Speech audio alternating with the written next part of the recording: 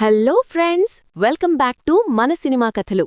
సాధారణంగా మనం కోర్టులో ఒకరిపై ఒకరు కేసులు వేసుకోవడం చూసుంటాం.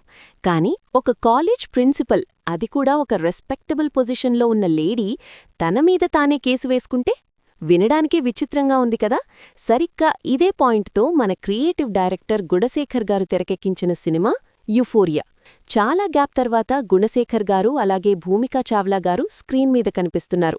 మరి ఈ సోషల్ డ్రామా మనల్ని ఎంతవరకు ఆలోచింపజేసింది? ఈ సినిమా టికెట్కి న్యాయం చేస్తుందా అనేది నా స్టైల్లో క్లియర్గా చెప్పేస్తా, చూసేయండి. అసలు కథలో మెయిన్ పాయింట్ ఏంటంటే, వింధ్యా వేములపల్లి అంటే భూమికా చావ్లా ఒక ప్రముఖ కాలేజ్ ప్రిన్సిపల్. ఉన్నట్టుండి ఒకరోజు ఆమె హైకోర్టుకి వెళ్లి, నేనొక నేరం చేశాను, నన్ను శిక్షించండి అని తన మీద తానే కేసు పెట్టుకుంటుంది. అసలామె చేసిన ఆ నేరమేంటి?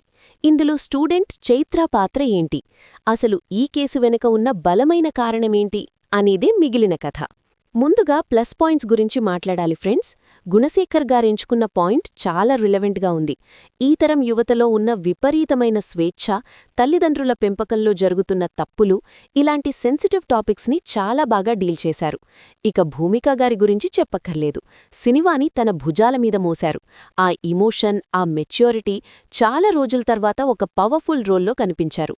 కొత్త కుర్రాడు విఘ్నేష్ నెగటివ్ షేడ్స్లో ఇరగదీశాడు. గౌతమ్ మీనన్ గారు కూడా తన పాత్రకి న్యాయం చేశారు. సినిమా ఫస్ట్ హాఫ్ చాలా గ్రిప్పింగ్గా ఉంటుంది. ముఖ్యంగా క్లైమాక్స్ సీన్స్ అయితే గుండెకి హత్తుకునేలా ఉంటాయి.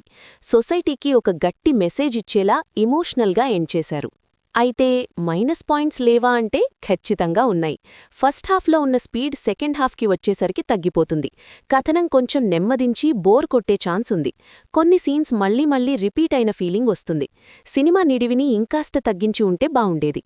ఇంకో విషయం, ఇంత సీరియస్ సబ్జెక్ట్ నడుస్తున్నప్పుడు మధ్యలో వచ్చే పాటలు స్పీడ్ బ్రేకర్లలాగా అనిపిస్తాయి. ఆ ఫ్లో దెబ్బతింటుంది. అలాగే భూమికా విఘ్నేష్ మధ్య ఇంకాస్త డ్రామా పండించి ఉంటే ఆ ఇంపాక్ట్ వేరేలా ఉండేది. సారా అర్జున్ రోల్ బావున్నా స్క్రీన్ టైం తక్కువ ఉండడంతో పెద్దగా స్కోప్ లేకుండా పోయింది. టెక్నికల్గా చూస్తే కాలభైరవ బ్యాక్గ్రౌండ్ మ్యూజిక్ సినిమా మూడ్ని బాగా ఎలివేట్ చేసింది. విజువల్స్ బావున్నాయి.